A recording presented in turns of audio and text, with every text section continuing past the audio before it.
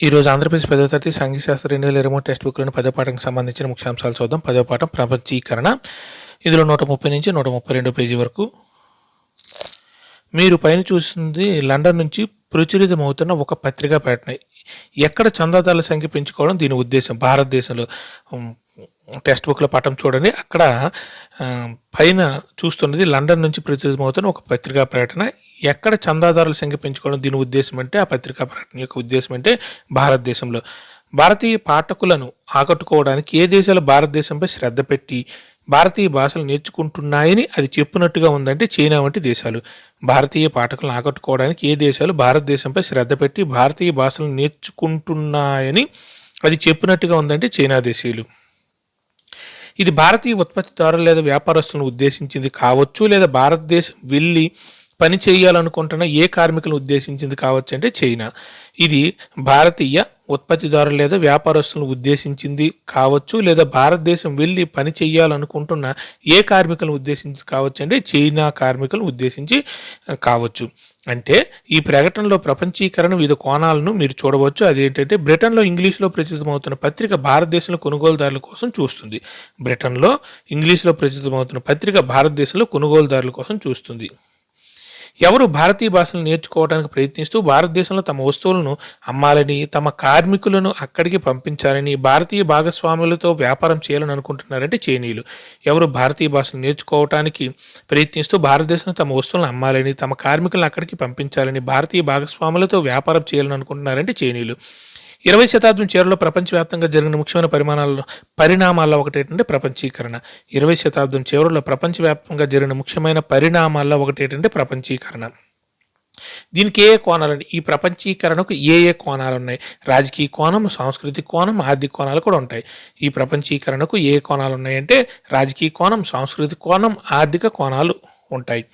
వీటిలో కొన్ని అంశాలను 8వ 9వ తరగతిలో ఏ రంగంలో కాల్ సెంటర్ వంటి కొత్త ఉద్యోగ అవకాశాలు ఏర్పడడం వంటివి చూశారంటే సేవా రంగంలో. వీటిల్లో కొన్ని అంశాలను 8వ 9వ తరగతిలో ఏ రంగంలో కాల్ సెంటర్ వంటి కొత్త ఉద్యోగ అవకాశాలు ఏర్పడటం వంటివి చూశారంటే సేవా రంగంలో. మార్కెట్లో పెద్ద సంఖ్యలో వినియోగ వస్తువులు లభిస్తున్నాయన్నది మీకు తెలుసు.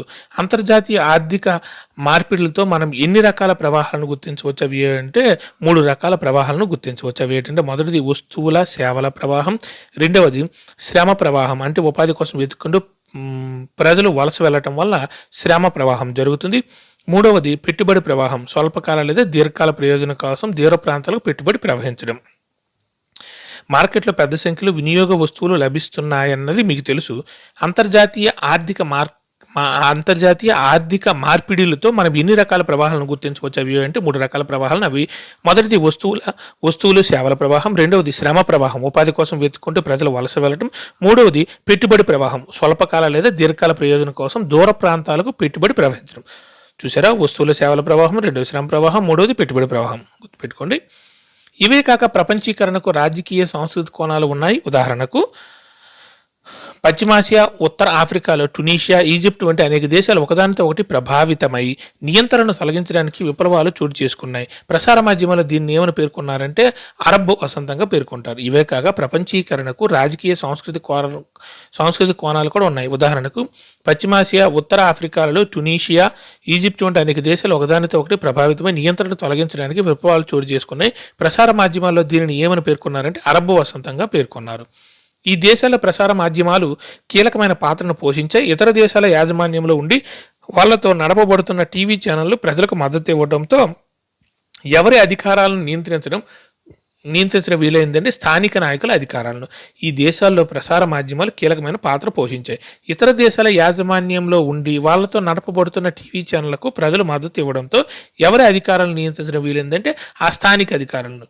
ఎందుకంటే టీవీ ఛానల్ బయట వాళ్ళకి కాబట్టి వాళ్ళు నియంత్రించడానికి అవకాశం లేదు కాబట్టి అవి ఏమో స్థానిక నాయకులు నియంత్రించడానికి, అధికారం నియంత్రించడానికి అవకాశం ఉండేది.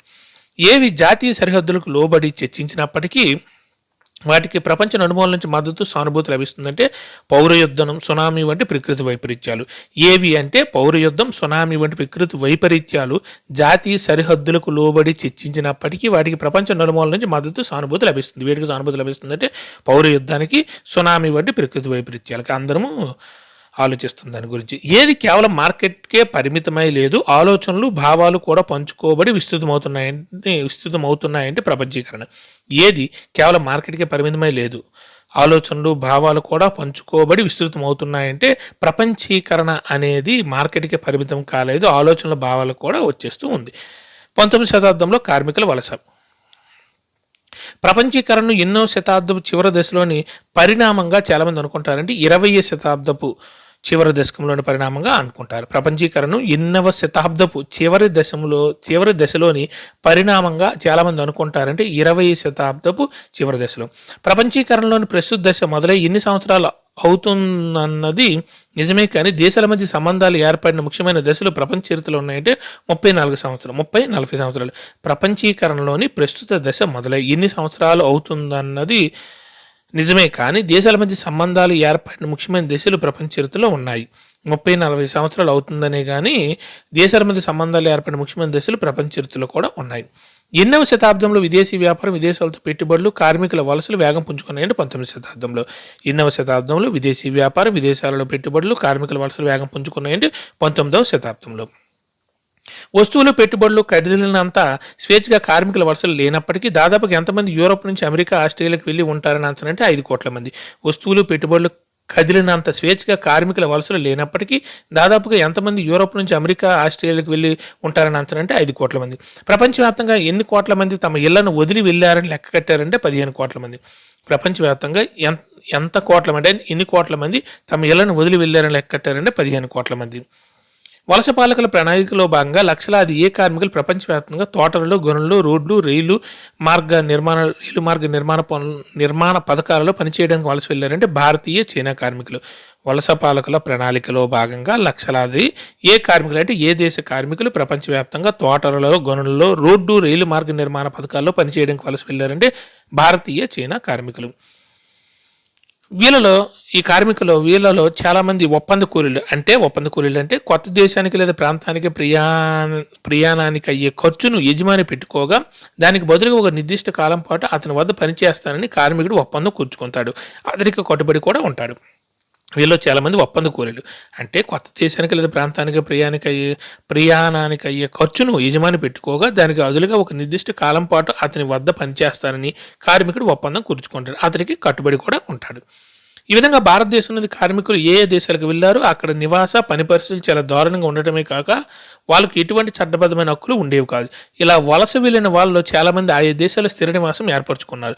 కరేబియన్ దీవులకు, మారిషస్, ఫిజీ, మలయా, శ్రీలంక వంటి దేశాలకు ఇలా వలస వెళ్ళిన వాళ్ళు చాలామంది ఆయా దేశాలు స్థిర నివాసం ఏర్పరచుకున్నారు కూడా. ఏ దేశాలకంటే కరేబియన్ దీవులకు, మారిషస్, ఫిజీ, మలయా, శ్రీలంక వంటి దేశాలకు. ఈ విధంగా సాంస్కృతిక మేళవింపులు అనేకం జరిగాయి. ఇటీవల దేని అనుభవంలో కార్మికుల వలస ఇంత పెద్ద ఎత్తున జరగలేదన్నది గమనించాల్సిన విషయం అంటే ప్రపంచీకరణ. ఈ విధంగా సాంస్కృతిక మేళవింపులు అనేకం జరిగాయి. ఇటీవల దేని అనుభవంలో కార్మికుల వలస ఇంత పెద్ద ఎత్తున జరగలేదన్నది గమనించాల్సిన విషయం అంటే ప్రపంచీకరణ. ఈనాడు ఏమి ఉన్న ప్రజల వలసకు గిరాకీ ఉంది, అయితే ఇది పరిమితంగా ఉండి తరచూ వైరుధ్యాలకు దారితీస్తుంది అంటే వృత్తి నైపుణ్యాలు. ఈనాడు ఏమి ఉన్న ప్రజల వలసకు గిరాకీ ఉంది, అయితే ఇది పరిమితంగా ఉండి తరచూ వైరుధ్యాలకు దారితీస్తుంది అంటే వృత్తి నైపుణ్యాలు. ఈ పాఠంలో ప్రపంచీకరణలో భాగంగా గత 30-40 సంవత్సరాల్లో చోటు చేసుకున్న ఆర్థిక అంశాలను చూద్దాం. పలు దేశాల ఉత్పత్తి ఎలాగుందో చూద్దాం. ఎన్నో శతాబ్దం మధ్య భాగం వరకు ఉత్పత్తిని ప్రధానంగా దేశం లోపల నిర్వహించేవారంటే 20వ శతాబ్దం మధ్య భాగం వరకు. ఎన్నో శతాబ్దం మధ్య భాగం వరకు ఉత్పత్తిని ప్రధానంగా దేశం లోపల నిర్వహించేవారంటే 20వ శతాబ్దం మధ్య భాగం వరకు. ముడి సరుకులు, ఆహార ధాన్యాలు తయారైన వస్తువులను మాత్రమే కాక దేశ సరిహద్దులను దాటి వెళ్ళేవి. ఏ దేశం వంటి వలస దేశాలు ముడి సరుకులు, ఆహార ధాన్యాలు ఎగుమతి చేసి తయారైన సరుకులను దిగుమతి చేసుకునేదంటే భారతదేశం వంటి దేశాలు. ముడి సరుకులు, ఆహార ధాన్యాలు తయారైన వస్తువులను మాత్రమే కాక దేశ సరిహద్దులను దాటి వెళ్ళేవి. ఏ దేశం వంటి వలస దేశాలు అంటే భారతదేశం వంటి వలస దేశాలు ముడి సరుకులు, ఆహార ధాన్యాలను ఎగుమతి చేసి తయారైన సరుకులను దిగుమతి చేసుకునేవి. దూరదేశాలను కలపడానికి ఏది ప్రధాన మార్గంగా ఉండేది? ఇది పెద్ద బహుళ జాతి సంస్థలు అంటే ఎంఎన్సీస్ రంగప్రవేశం చేయడానికి ముందు పరిస్థితి వాణిజ్యం. దూరదేశాలకు కలపడానికి ఏది ప్రధాన మార్గంగా ఉండేది అంటే వాణిజ్యం అనేది ప్రధాన మార్గంగా ఉండేది. ఇది పెద్ద బహుళ జాతి సంస్థలు ఎంఎన్సీస్ రంగప్రవేశం చేయడానికి, బహుళ జాతి సంస్థలు లేదా ఎంఎన్సీస్ రంగప్రవేశం చేయడానికి ముందు పరిస్థితి. ఒక దేశం కంటే ఎక్కువ దేశాలలో ఉత్పత్తిని చేపట్టే లేదా ఉత్పత్తులను నియంత్రించే సంస్థలు ఏమని అంటారంటే బహుళ జాతి సంస్థలు. మల్టీనేషనల్ కంపెనీస్, ఎంఎన్సీస్ అంటారు. ఒక దేశం కంటే ఎక్కువ దేశాలు ఉత్పత్తిని చేపట్టే లేదా ఉత్పత్తులు నియంత్రించే సంస్థలు ఏమని అంటారంటే బహుళ జాతి సంస్థలు, ఎంఎన్సీస్ అంటారు. కార్మికులు ఇతర వనరులు చౌకగా లభించే ప్రాంతాలు ఏవి తమ కార్యాలయాన్ని కర్మాగారాలు నెలకొల్పుతాయంటే బహుళజాతి సంస్థలు. కార్మికులు ఇతర వనరులు చౌకగా లభించే ప్రాంతాల్లో ఏవి తమ కార్యాలయాలను కర్మాగారాలను నెలకొల్పుతాయంటే బహుళజాతి సంస్థలు. ఏ ఖర్చులను తగ్గించి తమ లాభాలను పెంచుకోవడానికి బహుళజాతి సంస్థలు ఇలా చేస్తాయంటే ఉత్పత్తి ఖర్చులను. ఏ ఖర్చులను తగ్గించి తమ లాభాలను పెంచుకోవడానికి బహుళజాతి సంస్థలు ఇలా చేస్తాయంటే ఉత్పత్తి ఖర్చులను. ఈ ఉదాహరణను చూడండి. పారిశ్రామిక పరికరాలను తయారు చేసే ఒక పెద్ద బహుళజాతి సంస్థ వాటిని అమెరికాలోని పరిశోధన కేంద్రాల్లో డిజైన్ చేస్తుంది. దాంట్లోని విడి భాగాలను చైనాలో తయారవుతాయి. ఈ విడి భాగాలను మెక్సికో, తూర్పు యూరప్ దేశాలకు పంపించి అసెంబ్లింగ్ చేస్తారు. ఆ తర్వాత పూర్తయిన తర్వాత సరుకులను ప్రపంచమంతటా అమ్ముతారు. భారతదేశంలో కాల్ సెంటర్లు ఈ సంస్థల వినియోగదారుల సేవలు అందిస్తాయి. ఈ దేశాల ప్రపంచ పట్టణంలో కూడా గుర్తించండి. ఈ ఉదాహరణలో బహుళజాతి సంస్థ తమ వస్తువులను ప్రపంచవ్యాప్తంగా అమ్మడమే కాకుండా వస్తువుల సేవల ఉత్పత్తి ప్రపంచవ్యాప్తంగా విస్తరింపజేసింది. దీని ఫలితంగా ఉత్పత్తి ప్రక్రియ అనేక సంక్లిష్ట రూపాల్లో నిర్వహించబడుతుంది. ఉత్పత్తి ప్రక్రియను చిన్న చిన్న భాగాలుగా చేసి వాటిని ప్రపంచంలో పలు చోట్ల చేయబడతారు. పై ఉదాహరణలో తక్కువ ఖర్చుతో ఉత్పత్తి చేయగల దేశంగా ఏది ఉపయోగపడిందంటే చైనా దేశం. పై ఉదాహరణలో తక్కువ ఖర్చుతో ఉత్పత్తి చేయగల దేశంగా ఏదో ఉపయోగపడిందంటే చైనా. ఎక్కడ మార్కెట్లకు దగ్గరగా ఉండటంతో మిక్స్గా తూర్పు యూరోప్లో అసెంబ్లింగ్ చేస్తారంటే అమెరికా, యూరోప్లోని మార్కెట్లకు దగ్గరగా ఉండటంతో మిక్స్గా తూర్పు యూరోప్లో అసెంబ్లింగ్ చేస్తారు.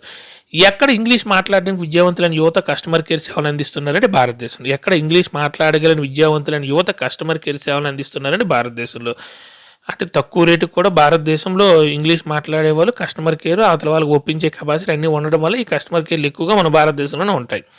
వీటన్నిటి ఫలితంగా బహుళజాతి సంస్థల ఖర్చులో ఎంత శాతం ఆదా అవుతుందంటే 50 నుండి 60%.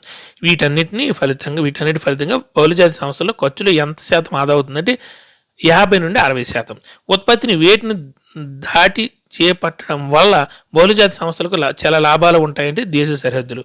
ఉత్పత్తిని వేటిని దాటి చేపట్టడం వల్ల బహుళజాతి సంస్థలకు చాలా లాభాలు ఉంటాయి. దేశ సరిహద్దులను దాటి చేపట్టడం వల్ల చాలా లాభాలు అనేవి ఉంటాయి. దీన్నే మనం సింపుల్గా ప్రపంచీకరణ కూడా అనొచ్చు. Thank you.